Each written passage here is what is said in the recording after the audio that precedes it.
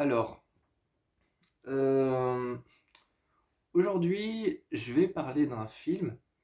Vraiment, je me tâtais à faire ce film, je me hâtais à le faire. Pas parce que je l'aime, pas parce que j'aime ce film, je me hâtais à le faire, en fait parce que je l'aime pas. Donc je me hâtais à me dire, c'est bon, fais-le, c'est terminé, et poste tout sur ta chaîne. Donc en fait, je me hâtais à le faire parce que je me disais, fais-le et ce sera terminé. Voilà, il s'agit d'un film d'horreur, évidemment, hein. Il y a des films d'horreur, oui, que j'aime pas, ça existe. Et c'est un genre de film c'est un genre de film, je l'aime, j'aime ce genre de film quand il est bien fait. Et j'aime pas ce genre de film quand il est fait sur le rush, quand il est mal fait, quand il est rushé, quand on l'a fait trop vite, en fait, quand le projet n'a pas vraiment d'importance. Enfin, n'a pas vraiment d'importance, n'apporte pas le sujet final, n'apporte pas ce que je pensais. Euh, il va s'agir du film d'horreur que sûrement beaucoup d'entre vous ont aimé, le film d'horreur La cabane dans les bois. Donc, le film d'horreur La cabane dans les bois ou The Cabin in the Woods est un film d'horreur qui raconte l'histoire d'adolescents, 5 adolescents qui vont dans une cabane et seulement ils sont le sujet d'une expérience à travers le monde entier qui se passerait dans cette cabane où ils seraient observés, filmés et plein de gens dans le monde entier, des scientifiques, auraient mis en place des zombies, des créatures, plein de choses et après avoir lu un sort, les jeunes font revenir ces créatures à la vie. Et en fait, c'est tout un réseau c'est tout un réseau de cavités secrètes dans lesquelles, aménagées par des scientifiques qui gèrent en fait la venue des créatures et la manière dont ils vont les tuer, dont ils vont mourir. C'est un peu ça que j'ai pas aimé justement dans le film. C'est un peu ça que j'ai pas aimé dans le film, c'est le fait que ce soit géré par quelqu'un et pas que ce soit totalement involontaire. Enfin, ça a été involontaire jusqu'à ce que tu comprennes que voilà, quoi, que c'est géré par quelqu'un, que tout ce qui se passe, c'est géré par par une sorte de secte scientifique, si je peux appeler ça comme ça. The Cabin in the Woods. Euh, Comment vous dire, c'est juste un film que j'ai pas aimé en fait. Et j'avoue que pour le moment, je suis en train d'essayer de trouver des points forts au film et des points faibles. Là, j'en trouve à la quantité. Des points faibles, j'en trouve à la seconde. Chaque fois que je réfléchis, j'en ai un. J'essaye de trouver des points forts, mais j'en trouve pas en fait. Donc tout ce que je peux vous dire sur ce film, c'est que déjà la lecture de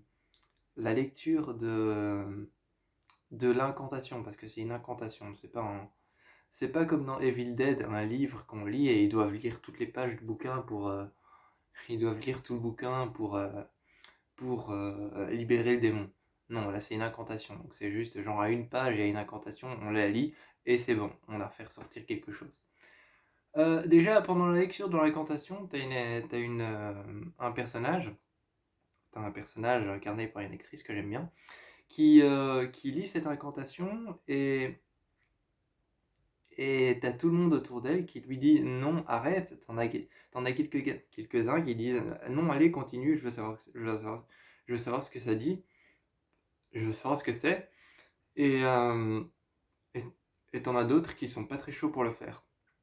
Donc, déjà, on est mitigé entre deux parties différentes. Ceux qui sont pas très chauds pour le faire et qui lui disent non, arrête. Et donc, elle lit l'incantation, vraiment, j'ai envie de rentrer dans l'écran et de la lire à sa place. Donc, parce que ça fait vraiment, elle lit l'incantation, elle s'arrête. Elle lit l'incantation, elle s'arrête. Elle regarde les personnes qui veulent pas la lire, elle continue, elle s'arrête. Elle lit l'incantation et puis à chaque fois elle reprend le rythme parce qu'on lui dit de continuer.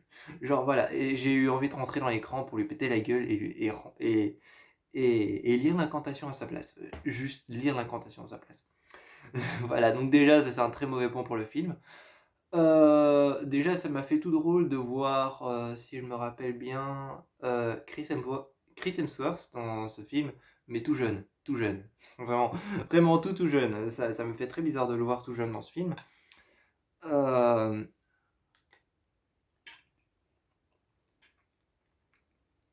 Surtout qu'aujourd'hui, Chris Hemsworth, j'ai l'habitude de le voir dans les Marvel.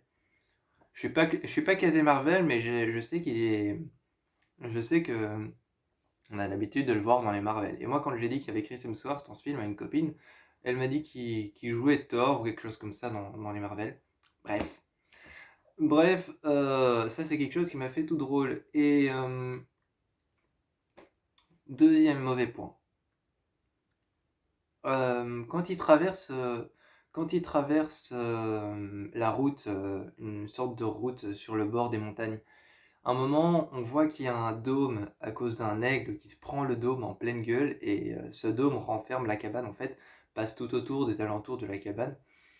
Et il y a un passage vers la fin du film où tu as justement le personnage de Chris Hemsworth qui s'appelle Kurt qui essaye de prendre la moto pour parce qu'il y a eu un éboulement, il y a eu un déboulement et la route entre le dôme et, euh, et entre euh, et entre la route pour partir s'est effondrée. Et donc ils sont arrêtés avec le camping-car sur le côté et il prend la moto de cross et il tente de faire un saut et bon, je conçois qu'avant ils n'avaient pas vu le dôme, mais au moins il y a un aigle qui se l'est pris, ça ils auraient pu le voir parce que le camping-car était déjà un peu plus loin. Enfin, j'avoue qu'ils ne sont pas arrêtés pour dire oh regardez un dôme. Non, non, ils ne sont pas arrêtés. Mais ils auraient pu quand même un petit peu avoir conscience que si cet aigle n'était pas apparu juste à côté d'eux, parce que pendant que l'aigle s'était pas encore pris le dôme, ils étaient tous collés à la fenêtre, hein. Euh, et donc, ils auraient pu quand même prendre conscience que le dôme était là grâce à cet aigle et qu'il se l'est pris.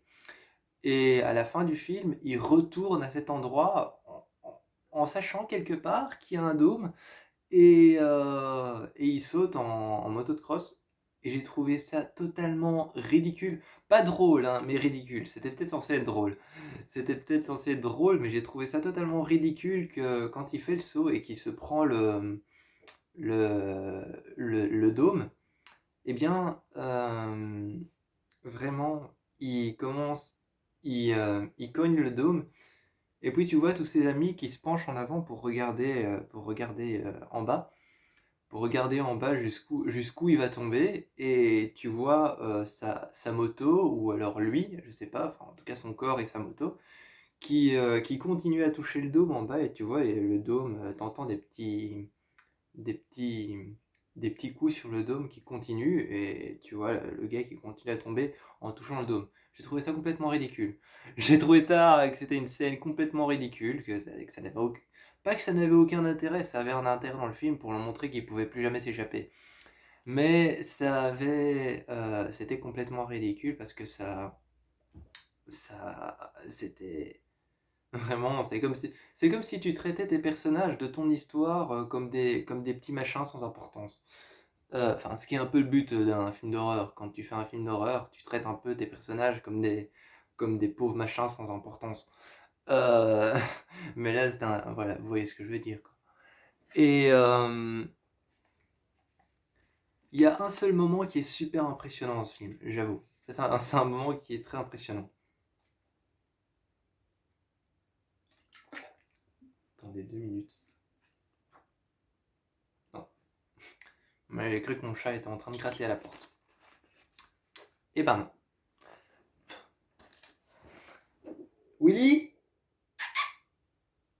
Non, non. C'est moi qui rêve. Euh, j'ai cru qu'il... Voilà. Donc il y a un moment super intéressant dans ce film. Enfin, super intéressant. Il y a un moment super effrayant dans ce film. À un moment, t'as deux personnages. D'ailleurs, je m'attendais pas du tout à ce que ce soit eux deux qui survivent, parce que c'est le plus con et la plus belle. Et c'est souvent les deux premiers personnages qui crèvent en premier. Et là, c'est les deux personnages qu'on a fait survivre. Et À un moment, il se retrouve, il passe une trappe sous la cabane. Sous la cabane, il passe une trappe et il se retrouve à l'intérieur d'un cube en verre et qui à chaque fois se déplace et se retrouve à côté d'un autre cube en verre à l'intérieur duquel il y a un monstre. Et le cube en verre se déplace et puis après il se retrouve à côté d'un autre cube dans lequel il y a aussi un monstre. Et tu vois que ça se déplace un peu à la manière Rubik's Cube. Et finalement, tu as un gros plan sur plein de cubes en verre, les uns à côté des autres, qui se déplacent avec des créatures, des monstres, qui, qui sont, euh, qui sont en train de se déplacer les uns au-dessus des autres, les uns en dessous des autres. Et tu as un zoom de la caméra sur le cube dans lequel ils sont, qui va d'abord zoomer pour montrer le cube dans lequel ils sont, que c'est un cube, que c'est une cage en verre, et puis après elle va dézoomer et montrer qu'il y a plein de cubes autour d'eux, juste quand la fille aura mis ses mains sur la, euh, sur la, sur la vitre, et aura compris en fait qu'ils les ont laissés choisir leur propre mort. Et c'est un moment super impressionnant, faut le voir, mais t'as la caméra qui dézoome et t'as plein de cubes autour avec des monstres. Et tu vois que les monstres finissent par passer au-dessus de leur cube à eux, de leur cage, et ils se retrouvent cachés par, euh, ils se retrouvent cachés par plein d'autres cubes, plein d'autres cages en verre. Et c'est assez impressionnant. Donc ça c'est un bon point pour le film parce que ça fait vraiment peur. Mais après, le film part en total what the fuck. C'est peut-être à cause de ça. C'est un film c'est censé être un film humoristique, mais t'as le film qui part en total what the fuck à la fin, où toutes les cages, où pour s'évader, les deux derniers qui étaient dans ces cubes, je sais plus comment ils s'évadent, mais libèrent tous les monstres et on part dans un trip. On part dans un trip avec plein de monstres et donc voilà. C'est un film, pour moi, il est tellement... pour moi, c'est un film, il est tellement tiré par les cheveux à la fin que je saurais pas quoi dire. Sur une échelle de 1 à 10, je lui donnerais vraiment une...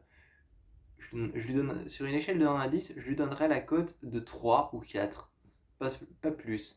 3 ou 4 pour être gentil, 4 peut-être, mais il est tellement tiré par les cheveux à la fin, c'est l'un des films préférés d'une amie qui s'appelle France, qui adore les films d'horreur, c'est pour ça qu'on s'est rencontrés d'ailleurs. Et c'est l'un de ses films d'horreur préférés, elle me l'avait conseillé, mais moi quand je l'ai vu, j'étais totalement en train de me dire où est le sens de ce film, quoi. J'étais en train de me dire où est le sens, je vais emprunter une vieille expression, mais où est le sens de ce vieux melting pot? Je me suis dit putain, mais où est-ce qu'il est le sens? Voilà. Donc, je suis désolé, mais la cabane dans les bois, c'est pas un zéro parce que je suis pas un monstre. Je suis pas un monstre, c'est pas un zéro, mais je vais lui mettre un 4 sur 10. Voilà. Donc pour que ceux qui l'aiment bien, ça peut être le film d'horreur préféré de quelqu'un. Je vous encourage à aller le voir, le revoir et le re-revoir. Pour ceux qui le découvrent et qui ne le connaissent pas, allez le voir. Même si c'est un gros what the fuck à la fin, et voilà. Mais je vous encourage quand même à aller le voir parce que c'est pas parce que c'est un mauvais film que c'est pas parce que c'est un mauvais film pour moi, parce que tout ce que je dis est totalement subjectif. C'est pas parce que c'est un mauvais film pour moi que c'est forcément un mauvais film pour vous. Donc ouais, allez voir ce film, c'est quand même une expérience à faire.